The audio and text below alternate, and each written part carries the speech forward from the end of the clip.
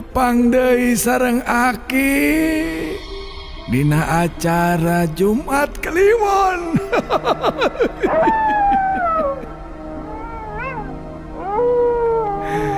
Aya dongeng ieu teh nyaeta carita jembatan penyeberangan anu aya di Soekarno-Hatta. Harapan rumah sakit. Eta teh sering terlihat perempuan berbaju putih. Sok cobaan namun kawenehan peting-peting atawa nyebrang. Dina eta jembatan teh sok aya awewe baju bodas nyebrang atawa cicing di tengah jambatan. Kade ulah ningali ka luhur.